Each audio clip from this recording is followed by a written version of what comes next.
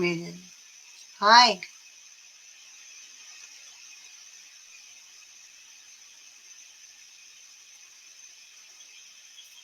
Hello everyone, my name is Sokuntheary and your host for today.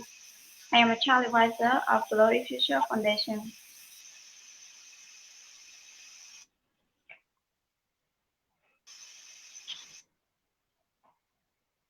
You know, the Glory Future Foundation is a voluntary organization that officially launched on January 1st, 2021, working to bring change to the world. The Glory Future Foundation it has working on children's health, awareness and education. It has been successfully conducting activities such as organizing organizing picnic with children,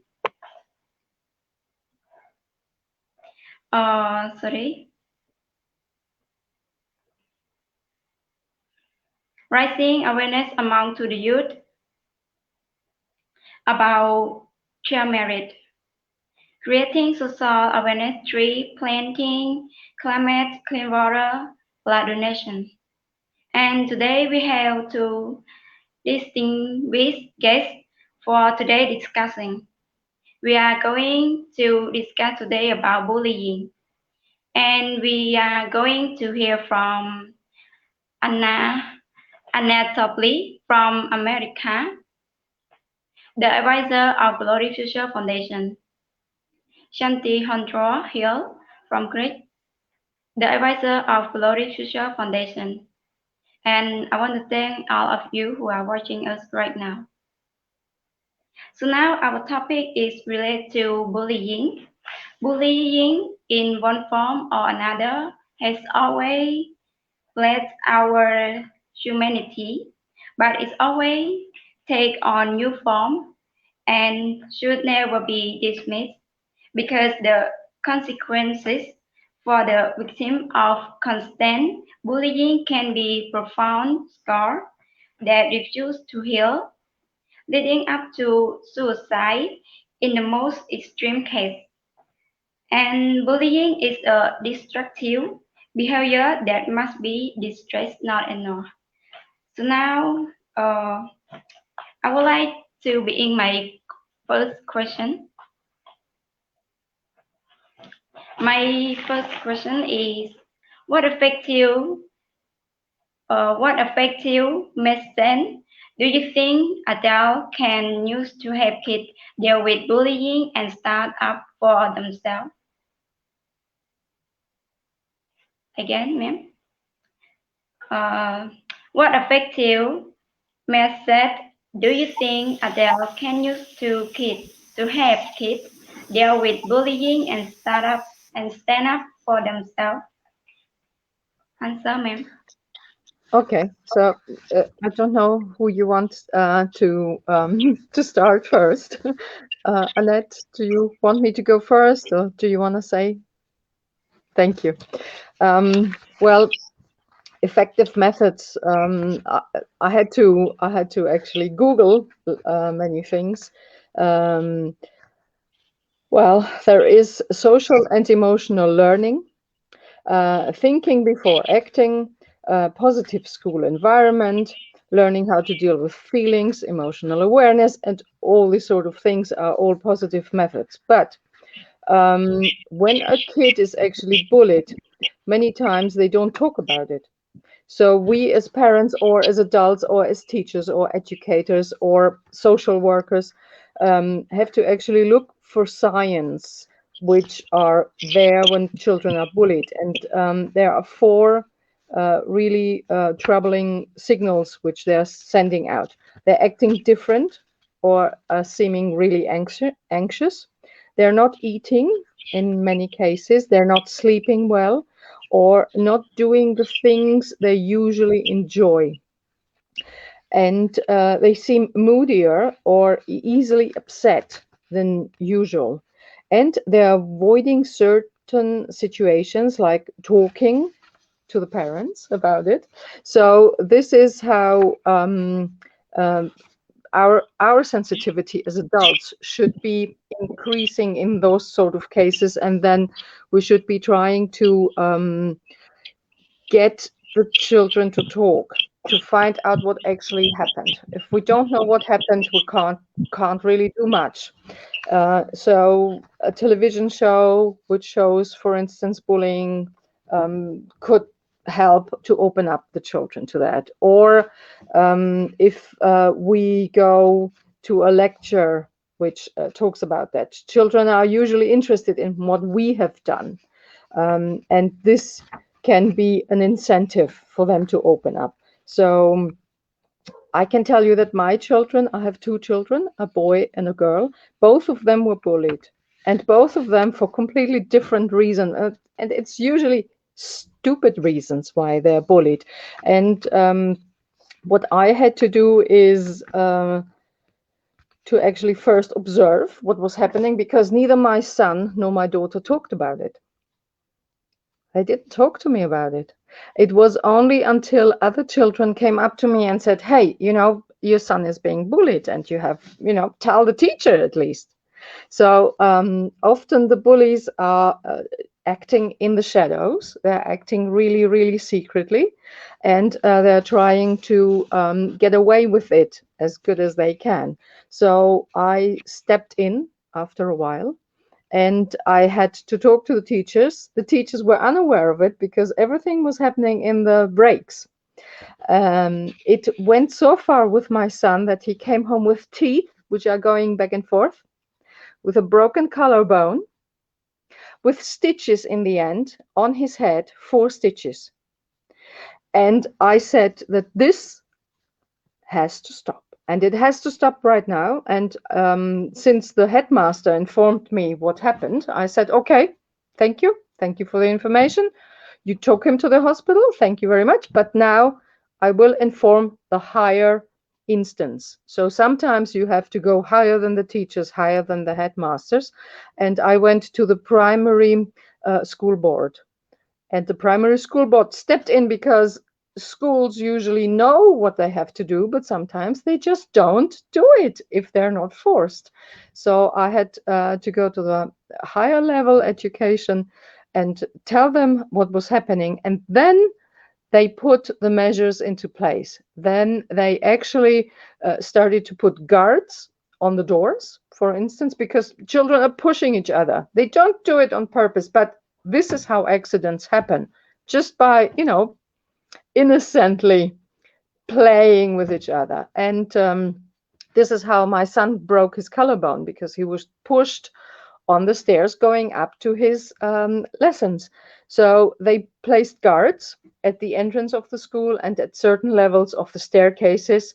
They kept distances between the children, so they didn't let all the classes just run in, so that this sort of accidents don't happen. And we also had a school psychologist come into school and not only talk to the children, but especially to the educators, to know how to handle situations like this. Because when you have a big school with 300 children, you miss a thing or two.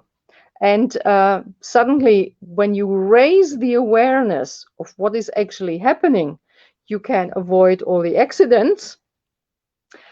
And a lot of that, what is actually bullying. So this is what I did. And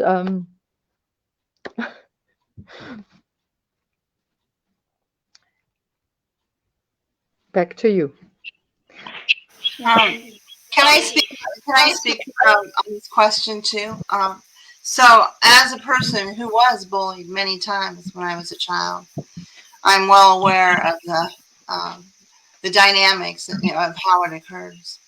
And I think that the big thing is education, with parents, with the school authorities, and with the children. And I think that there needs to exist within the school systems contracts that are signed by children and their parents about bullying. And there needs to be an educational piece on it.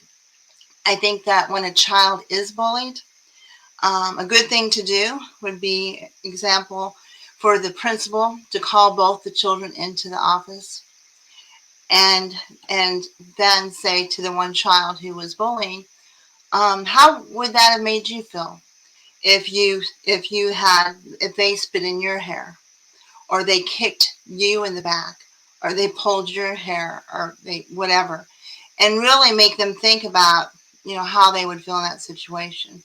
The thing about children that get bullied is that they very often, um, can do bad things. In the United States, the bad thing is there's been shootings in school systems for kids that have been bullied for so long and they don't tolerate anymore. So the only other thing I want to say is this: when my children were young and they would say something bad about someone, I would tell them, now tell me two good things about them. So for every one bad thing they said, they had to think of two good things, and they got really tired of that after a while.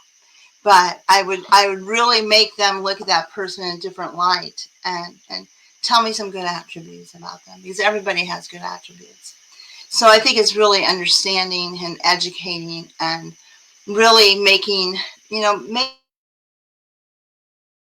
doing a confrontation with a child bully, and then really saying, how would that make you feel if you did that, and have them explain how that would have made them feel, because I'm sure they're not going to say, oh, I felt good when that person hit me, or I felt good. They prey on the weak, the people who aren't confrontational, and the mild and the meek, and that's what they do. But that is my answer. Thank you. Okay, thank you. My second question is, what do you think is the best way to have kids cope with the bullying situation at school or situations where they are being bullied? What do you think is the best way to have kids cope with the bullying situation at school or situations where they are being bullied? Would you like me to start this time? Or so I think that the best way for kids to cope with the bullying situation is to again, there needs to be education in the beginning, so they know that if something happens to you, it's okay to tell somebody. It's okay to tell your parent, or it's okay to tell your teacher. There's a lot of fear and retribution, I think, that they think the situation will get worse. One of the things that I did was I befriended an older girl who kind of put these other two girls in place and said, if you hurt her again, you have to deal with me. And that's when they quit and became my friends. Became my friends then, actually. But it's interesting because one of the girls who was a really bad bullier, um, I ran into her friend that used to help, the bullying later, probably about 10 years ago. And I asked what she was doing in life. And she said, she's she's a roller derby queen. So I don't know if you've ever seen roller derby, but it's kind of fighting and stuff and pushing and shoving, as you're skating. And so I thought, she's still a bully. She's still doing it now, making money. So, but I think that the best thing to do is to let kids not, let them know that there's no fear in letting someone know about it. You can tell them, confidentially. And I think having a school counselor that goes in and talks to the classroom and talks about the bullying and saying, if you have any issues, please tell your parents to come to me, or anybody, and we will help you through it. So.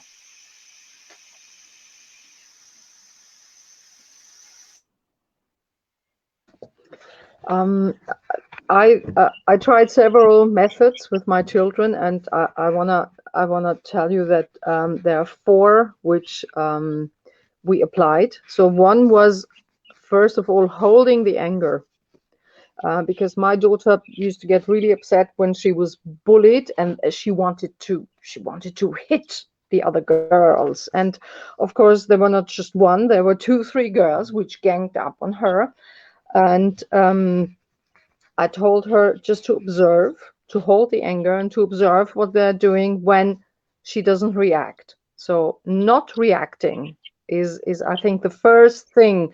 What a bully, what you take away the power of somebody who is bullying you.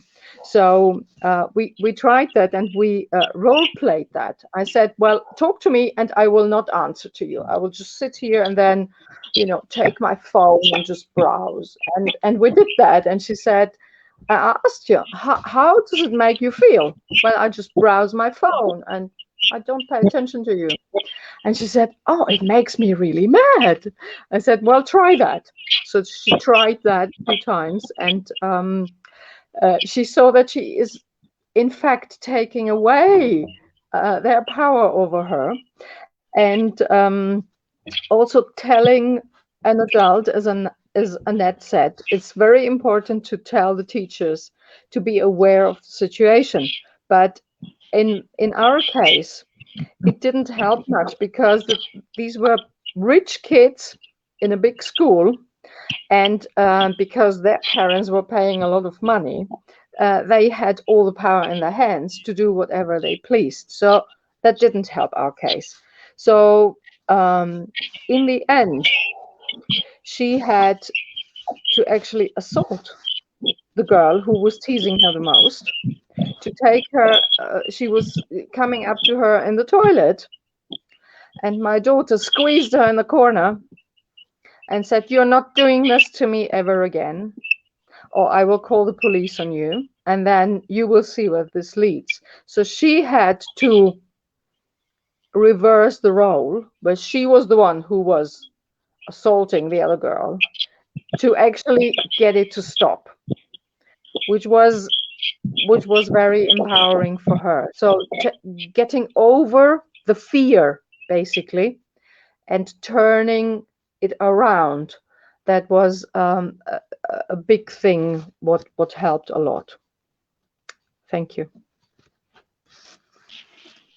Thank you, ma'am. So the next question is, what do you think about the girl who have been through this terrible situation, or who have experienced this terrible situation? Again, ma'am.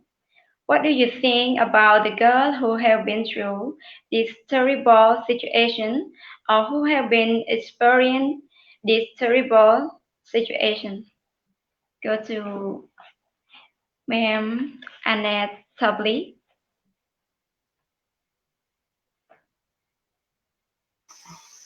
So, what do I think about girls who have been through this situation and have experienced the situation? So, again, um, having experienced it before, I think that girls are a little bit more vulnerable than boys, and I think that my co-host had my co-worker here had a very good thing, and that she was talking about, not doing things when you're angry. And I think that that's something that I always taught my children. And as in a parenting role, I would also do, as far as I would strike when the iron's cold instead of when it's hot. So when you get very upset, you walk away from the situation, you cool down, and then you react once the iron's cold. So, but I think that generally speaking, girls is a little bit more difficult. The thing is with girls, both boys and girls will bully them. Where usually, typically with boys, if it's a boy being bullied, you don't often see girls, doing that too. Typically, it's another boy doing it. So I think that the girls can really get picked on by many people. But that is what I have to say. Now it's your turn. Thank you. Thank you. So, ma'am, Xanthi I, Hondrou-Hill, what do you think about the yes, girl who have this terrible situation, or who have experienced this terrible situation? I think that the girls get stronger, and I also think that they choose more wisely their next step, or the schools where they want to go. For instance, my daughter chose a music school, because in the music school they have different music groups which they're practicing together, like ensembles and orchestras and things like that. And this is helping actually the cooperation, because in music you have to sing together or to coordinate the music. And this is a more healthy approach to not bullying each other, but to helping out each other. And she is very happy now with the school, and she wouldn't change it. So I think it makes the children more aware of what they want to do and how they want to proceed. And it's very important for us parents to listen to that, to listen to the children, and to help them actually get what they want and what they need in their development. Thank you. So the next question. Why do you think girls are more likely to be bullied than boys? Okay, again, ma'am. Why do you think girls are more likely to be bullied than boys? I would like to yes. I don't think girls are being more bullied than boys, and I think that people tease for stupid reasons, for whatever. For instance, I was bullied as well at school because I was wearing glasses. Yeah, I was bullied because I had blue eyes, and no Greeks could have blue eyes in Germany. So it was complete freak out that I had blue eyes. I was bullied because I had the pen, the pen you would write with, which another colleague of mine wanted to have. So he came to my house and told my parents that I stole his pen, whilst they knew it was my pen. It's just children tease each other, and we need to actually see where it's teasing stops and people get actually hurt. Yeah, and we can't allow that to happen. Yeah, for instance, with my son, he got teased a lot. It was like the whole primary school through he was teased. It stopped, I think, in high school. It stopped in high school. And now the people who were teasing him are actually his best friends. So it's like, it's weird, because at some point you turn it around. For my son, it was with learning MMA, so mixed martial arts, boxing, aikido, karate, things like that, help a lot to boost self-confidence, so that they are aware of themselves, how they are carrying themselves. And when this happens, the surroundings change as well, because they can't attack him anymore. And his sensitivity, also the children's sensitivity, is being dealt in a different way, because they know they can defend themselves as well. So this is yeah, it changes, it balances the harmony, I think. For instance, I was always very, very scared to walk through the metro stations at night, and I was always looking to the people really weird. And when I started doing Aikido, I thought, oh, I can take him, or if he comes and wants to take something from me, I can just twist him and kick him and whatever. So suddenly I realized people don't want to come and assault me. So one comes up to me and says, oh, do you have a fire? I want to light my cigarette. Or another came and just talked about how empty it is in the train stations at night. So it wasn't all assaulting. So if you take away the fear factor and the communication factor is open, then things just turn around, and it changes. Your own perspective changes, and then how the other people perceive you changes as well, which is a great thing. Thank you. The only thing I want to say about that is that um, I actually did some internet searching on boys versus girls. And what I found was what I already thought, that actually boys are much more the victims than girls. And one resource said 40 out of 40 countries, boys were the victims more often than girls. So, and, she talked about, many things I think of too, as far as boasting and building self-confidence is really important. The thing is people who are bullied are usually people who hold themselves differently, carries it themselves differently. They might not make eye contact with someone, or they might not stand up straight and confidently. They can sense their insecurities. So I think if we can instill within them confidence, and that, and build that self-esteem and confidence, and say, look at somebody in the eye. Because even in areas of crime and violence, the people who are usually picked out of the whole, group, or the people that they look at their body language, and they look, who they can approach, and they look who's most vulnerable. So teaching them to be less vulnerable and more self-confident. Thank you.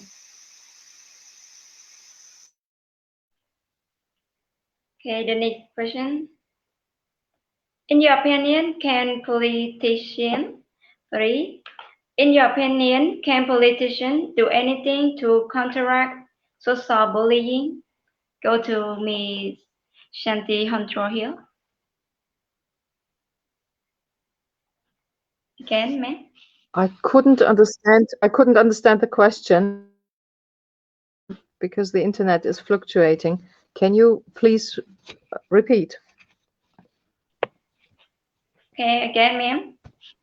In your opinion, can politicians do anything to counteract social bullying? Got it, ma'am?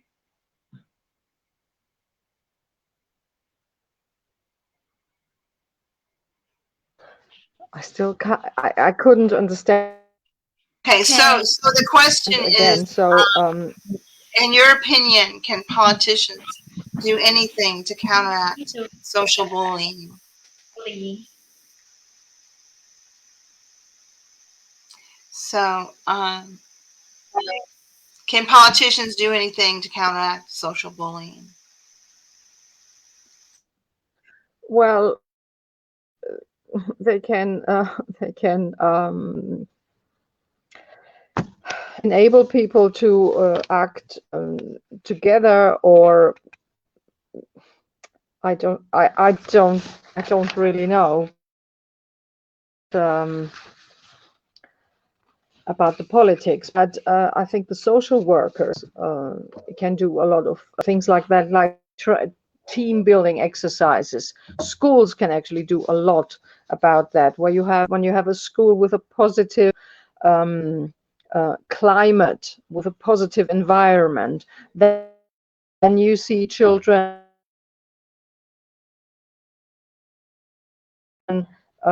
thriving on that, and doing now. If politicians can actually all they make uh, norms and things like that, but punishment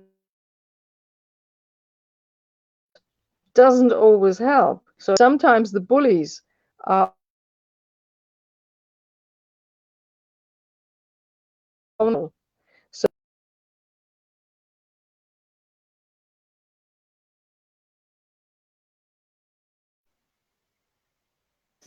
One thing I would say about that, and what we can do as far as politically, would actually be maybe change some of the structure within the school system.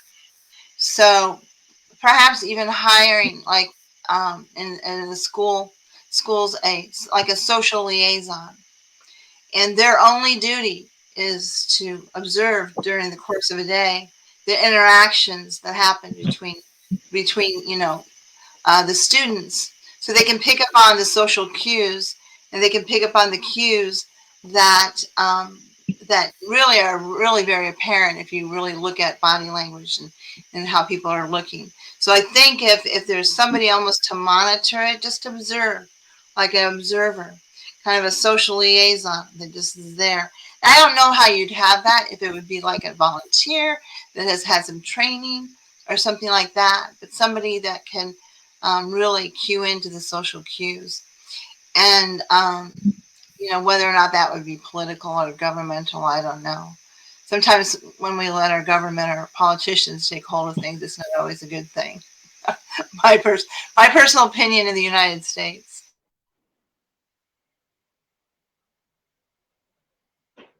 Okay, thank ma'am.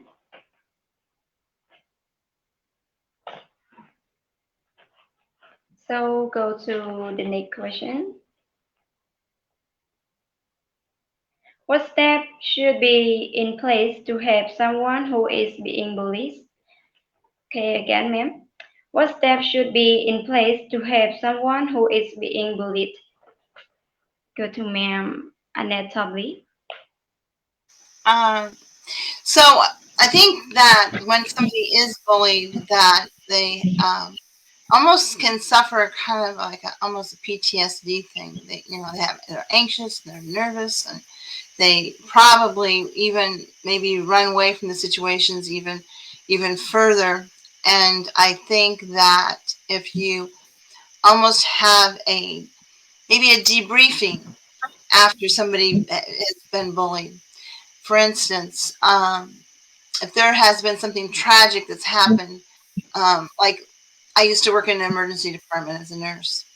And if something tragic happened, let's say you had a bunch of gunshot victims and lots of people died or whatever after the situation, because the staff is, affected somewhat, who's taking care of them, you have a debriefing in which they're able to talk about it and talk about the situation and how did you feel and really be able to express themselves. And I think that almost if they had a debriefing for the child that is getting bullied, it might be beneficial and helpful. And so he can express, how he felt. Um, is there anything you feel like you could have done differently to avoid it? Not that you brought that on. You did not bring it on. That is, not something you brought onto yourself. So I think just being very supportive of them and also letting them know that we won't tolerate this, that we're going to do something about it, and that there's absolutely a no tolerance zone for such behavior within the school system or whatever. So I think that as adults we need to provide that safe environment for our children and really be more cognizant of what's going on in the school. I think it's too easy for them just to not really cue into the cues that are there.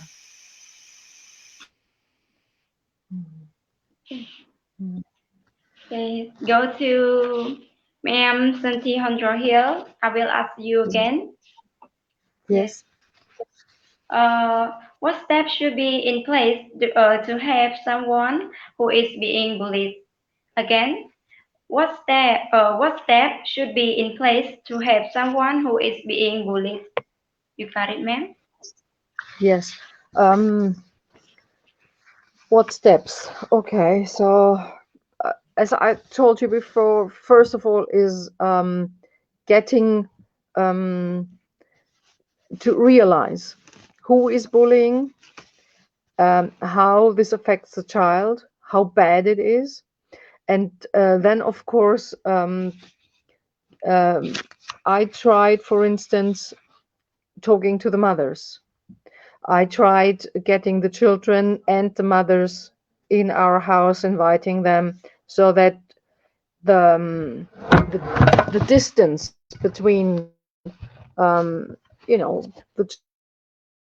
children lessen. They can see them in a different environment, not just in a school environment. So for birthday parties, for instance, or for a play date where you have the child one-on-one and the parent also in the house to change the situation. And I think this has actually helped a lot for my daughter. And it helped a lot for my son, who was being bullied, when I talked to one of the mothers, and she was completely unaware of that situation. She thought that her son wanted to be friends with my son, and I thought, can that really be true? How true can that really be? So it was true, and this child just didn't know how to communicate the friendship to my son.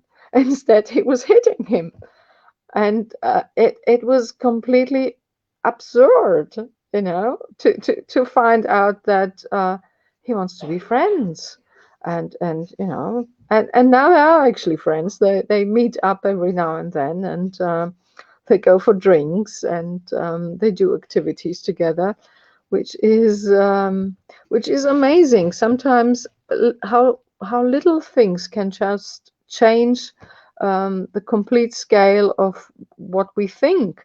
For instance, my daughter um, was really hating the friend, her best friend in the first class. Yeah, she said, "Oh, this woman, she always talks like this, and what is she doing?" And at some point, I went to the school and I saw that this girls were actually trying to help her so that she's not alone, and to get her into their group. And then I said, this girl you're talking about is actually nice. She came and talked to me and said, "Oh, I'd like to be friends with Anna, but Anna is ignoring us." And she said, "Really? Are you sure?" It changed the whole thing. Yeah, she thought, "Oh, I hate her. I hate her, the crazy one." And now they're doing things together. They're going away for weekends. They went to a school trip together, and yeah, sometimes I think, especially during puberty, the social interaction is changing a lot of things. Sometimes people just don't know how to express their emotions, and sometimes it comes off completely weird. And this is why we have the schools, so that we can also learn the social interaction. Social interaction is key to many things. So I don't know if that helped, but it helped us a lot, and I hope it helps other people too.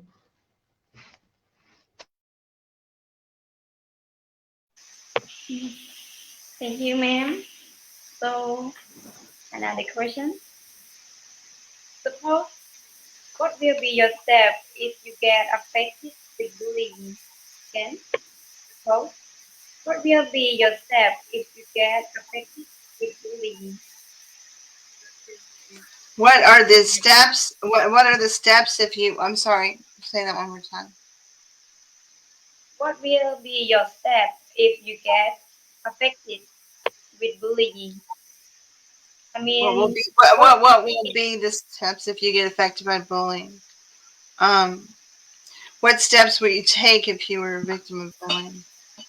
So, this kind of goes back a little bit to the last question a little bit. But one thing that I think is important is that, again, awareness is very important. But that I think that we need to be responsible too as adults, to not show our kids bullying, because bullying isn't totally you know segregated to the youth. It crosses over into adulthood, and that's very often where they they learn that. So I think that if I'm affected by bullying again, one thing I do is to try to have each other embrace. It's something I've written about and done a video on, that we embrace our differences. And, as she was saying earlier, maybe your child did something different than other children, and they were, maybe they're nerdy, and then the other kids think they're weird, or whatever it is. But that we embrace our differences and realize we're all different. That's what makes us unique. And that's what makes us who we are. And we also have similarities, but we need to be able to really understand each other and embrace our differences and realize that that's what makes us a unique individual. Everyone isn't alike. One thing I've noticed that they've done in the corporate world, I don't know if they have this in your countries or wherever you may live, but they started to do this thing, kind of a team building thing where they do exercise where everybody like will go off, that works together normally.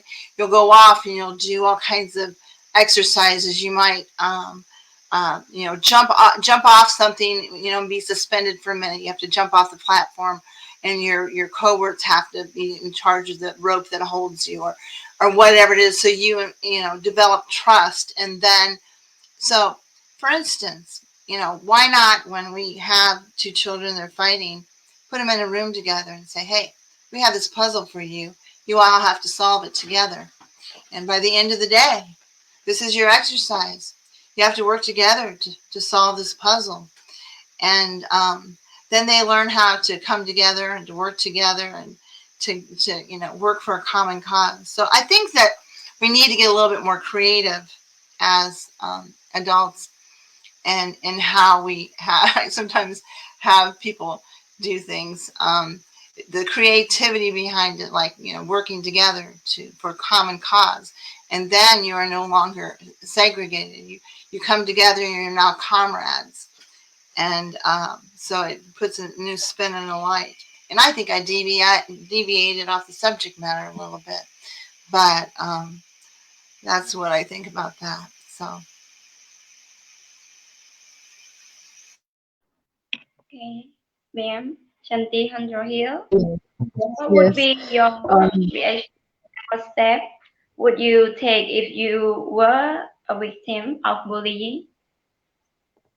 Well, we're bullied every now and then, and I have really terrible, terrible neighbors. So I'm being bullied by them. For instance, in my previous flat, my upstairs neighbor didn't like to sleep early, so she would go on till 1 o'clock to move about and to wear her high heels, and you could hear every single little noise in that house, and it was truly, truly terrible. So at some point, I had to call the police. I called the police on her. Of course, this made the situation even worse. So she would not just walk in her high heels, she would go and take a broomstick to the railings and go ding ding ding ding ding ding ding ding ding ding ding for until 3 o'clock in the morning. And because everybody else was in deep sleep, nobody heard it except of me, who couldn't sleep anyhow. So at some point, I had to make it public to a group meeting to say this can't go on. It's not possible. And if this does go on, at some point, I will take a music band here and they will make music for 3 days continuously. So, do you really want us to go this way? Yeah. So, you need to expose sometimes the bully. And at some point, I didn't greet her anymore because it's very important in a group situation to be able to greet each other. So I didn't greet her, and that made things for her really terrible. And I told her at some point in private that if she doesn't stop that, I will tell the whole town. And it's a small town. So sometimes you don't have to take what a bully is dishing out. Um, I also have a problem in this house now. I moved recently here, and you always have neighbors who are overstepping their boundaries, and it's not cool. It's not cool. So we have just next door to here, we have a huge dog who is overrunning my gate and digging in my garden. So that went on for 3, 4, 5 years, and the neighbors were always denying that it happens. So I think last week the dog got trapped in my fence. I took pictures, and then I said, this will not happen ever again, because I will make a huge fence. We can do it the nice way, because they were saying, oh, we can't take the dog away, and the poor dog, and where are we going to put them? But this is not my concern. This is not my problem. This is your problem, and you are creating the problem with the dog. So I will act upon that, and I will put a huge fence up, if you like it or not. And if you don't like it, because they're actually terrorizing the dog as well. The dog is on a leash at all times. It's not being walked. It's not being fed properly. It barks all night long. I can inform the judge. He will be very happy to hear that. And that comes with a huge punishment of, I think, 5,000 euros. So which way is it going to be? So there is always a way how to resolve the problem. And of course, they were very nice, and they took the dog away, and the fence got built. But this is just another example of how people who are terrorizing other people don't you don't let them. You step in and you take command of what is yours. In my case, it was the garden, but the neighbor always thought she's a nice neighbor. She said, why? I'm nice to you. Yes, but your dog isn't. And, when it's summer and you open the doors and you have a barking dog all night long, it's not nice. But this is another case for another time. So you take it step by step, and you take control of what you can control. And the rest, I think you have to accept, or I don't know, deal with a lawyer in that situation. And it comes sometimes to that where it goes too far. So I've learned to take it easy. And don't you think a lot of it has to do with our us respecting others? For instance, her respecting the fact that she's making noise, and she knows she's making noise, but she's not respecting, your peace and quiet. She's not thinking, sometimes I think people are too self-centered and almost a little narcissistic in that, it's about me and not about you. And, we live in a world where there's lots of yous, and just is not me. And so I think teaching people, understanding and respect.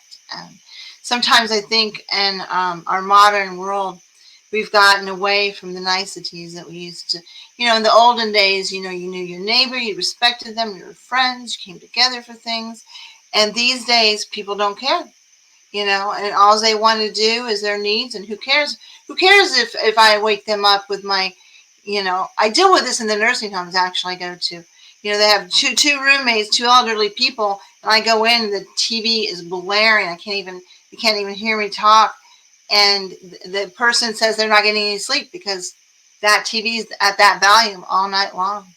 So, so I think that teaching basic values and getting back to just respecting each other as humans, and not being maybe so self-centered. I think we've become a very self-centered society. So.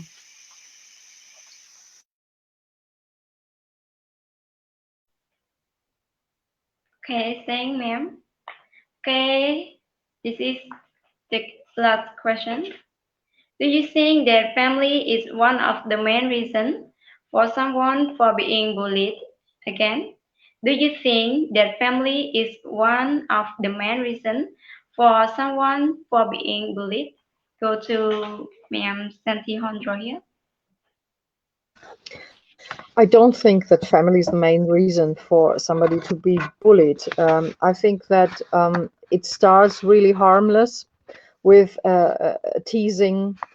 Sometimes it's because people are bullied themselves, and this is how they continue just treating the others. It's not because I bully my children at home that they're bullied outside. and I think it's quite the opposite when we are respecting our children and we look for their feelings and not to hurt them and stuff like that. This is when they get actually hurt outside, because the world is a different place than the home, and the schools are there to learn and to do grammar and maths and physics and chemistry, but not to teach how to behave. Whilst I think in earlier school systems, like when I was at school, in the primary school, they used to teach how to greet the teacher. When the teacher was coming in, you had to be quiet, for instance. Yeah, so this is a form of respect. They don't teach that anymore. And teachers don't really know how to handle the children which are out of control. They don't. They are not being taught at schools, at universities, how to get a grip on the class, how to stand in front of a class which is acting up. I had the situation, for instance, in a school near the border in a little village where I had the villain and his opponent, the victim, the villain and the victim. And the teacher in that class made those two children sit next to each other. And that caused so much friction. It was unbearable for me. So I took the villain away from the victim. And I took the victim with me in front of the class, and I said, we're going to co-teach today.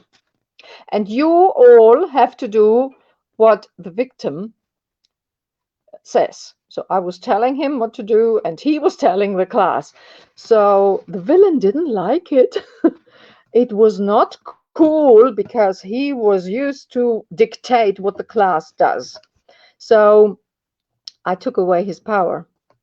And that shifted so much energy in that one lesson that he said, oh, I didn't like to be told what he says and that I have to do it.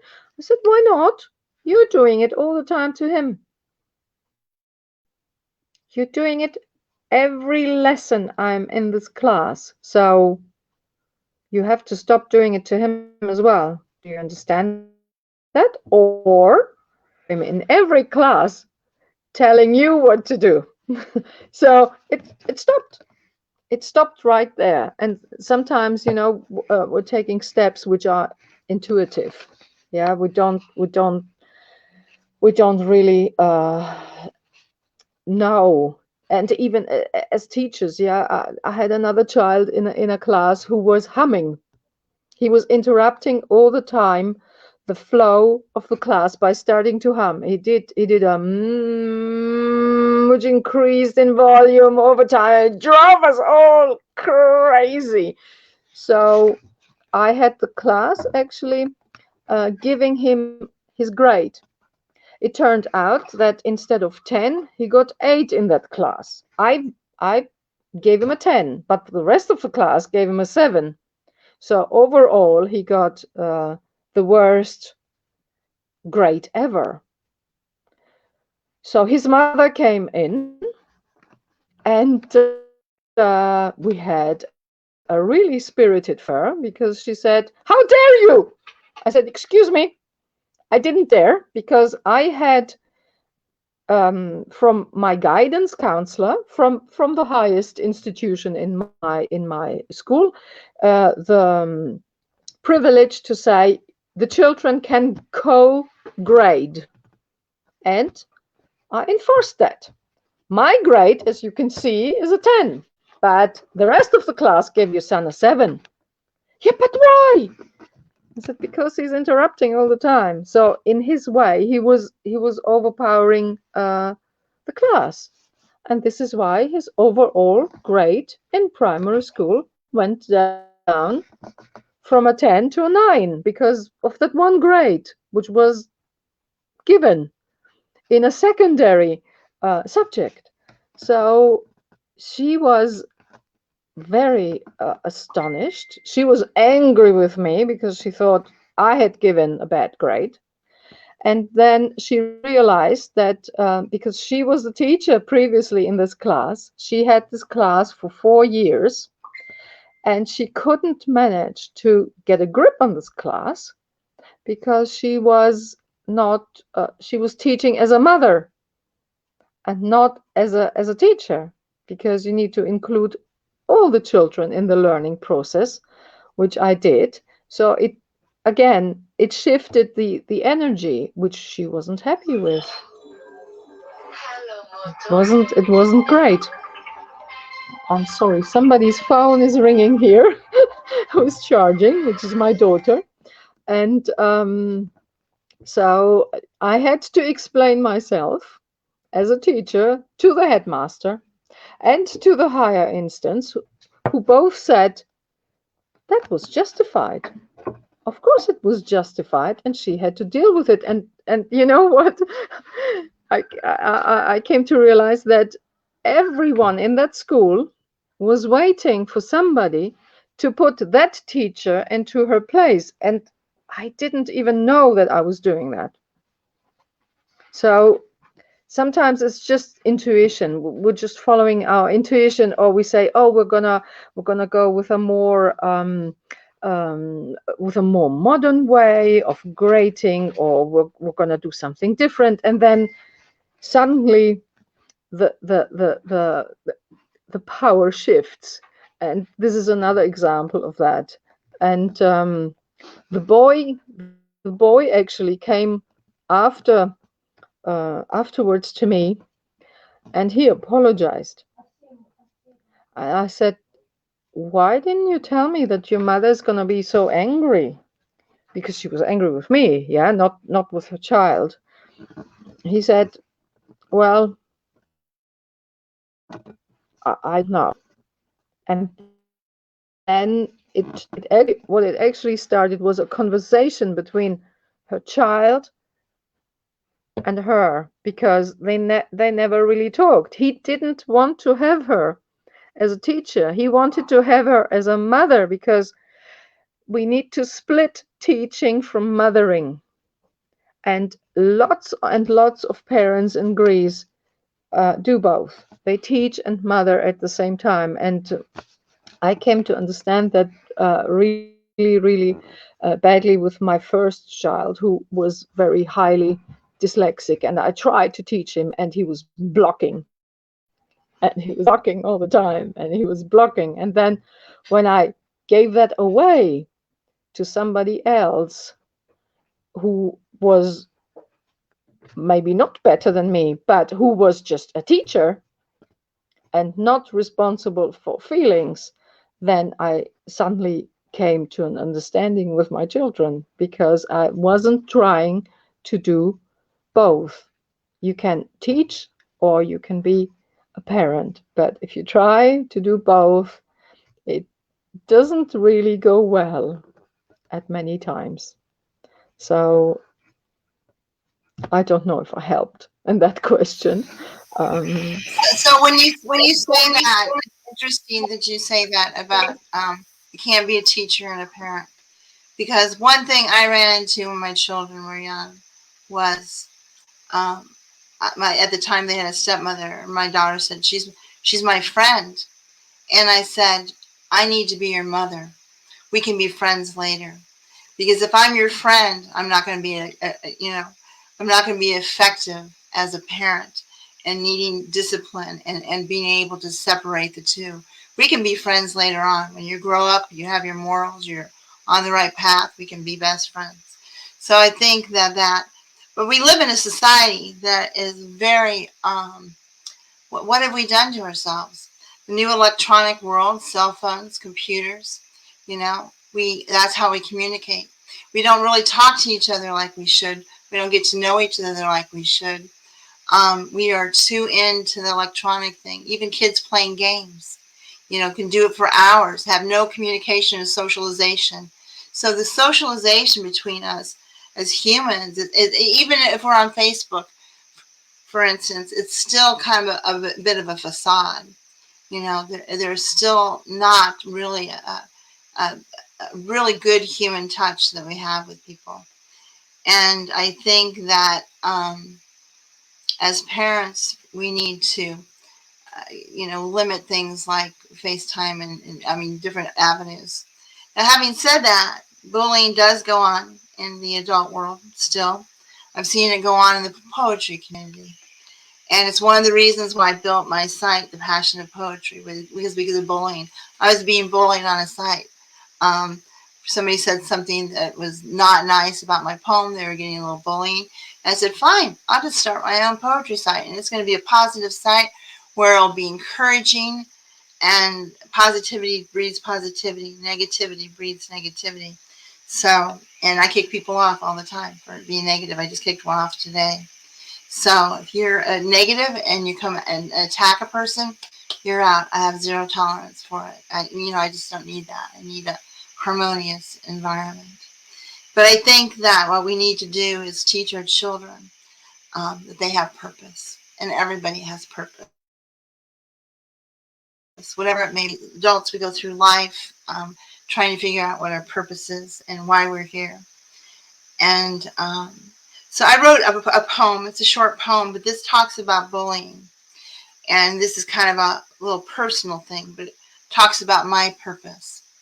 And I would just like to share it briefly. It is called My Purpose. What is my purpose in life? I have wondered for so long. I have searched for many years. Most options have been wrong. In my youth, I went to many schools, never seeming to fit in. All I wanted was love and acceptance, never thinking to look within. I would accept whatever friendship, something was better than nothing. People would say that they were my friends, when in truth they were merely bluffing. I was ridiculed, rejected, and scorned as jealous girls became my bullies. They would threaten to beat me up, pull my hair, spit at me, puzzled. I never understood fully. For all I wanted was a friend, someone true and loyal, with whom to share my secrets. It was at that young age that I realized perhaps my friendship to myself was deepest. What brought me out of this turmoil was my earthly father, who instilled within me a great sense of worth. He cherished me and daily spoke and showed love for me from the inception of my birth. He was the builder of my self-esteem, a mason, providing the necessary building blocks. Slowly I began to trust in others. I let down my guard, and my heart I did unlock. Above all else in life, my parents both showed me the importance and the lesson of faith. Man would always disappoint, set my sights on belief, prayers to my God, who is faithful and great. Slowly through life, I've learned to love and accept myself, embracing me for who I am. It's funny, for I have to live with me 24/7, for everywhere I go, there I am. So what is my purpose here on this earth? Why do I exist? What do I have to offer mankind? I know that I'm a person who loves and cares. I can offer others some peace of mind. For my truest purpose in this life is to let others know they are loved and that they have value and worth. I say to you, look deep within. There is a reason you are here, and you have had purpose in this life from birth. So um, that concludes any kind of input I have. But I think that we all have purpose and we all have importance. And I don't think one person is any less of value than anybody else, whether you mop the floors or you're the CEO of the company. So I think the greatest thing we can do is learn to respect and have love for one another and look for those positive things. Think of one bad thing, think of two good things.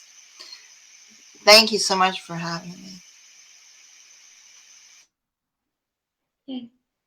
Thank you, our respected guest, the advisor of Glory Future Foundation.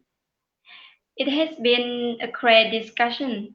We have know a lot about bullying, and and we will have discussion more later. Until now, please stay well. And I want to say that We will change the world together. Good night. Good night, ma'am. Annette.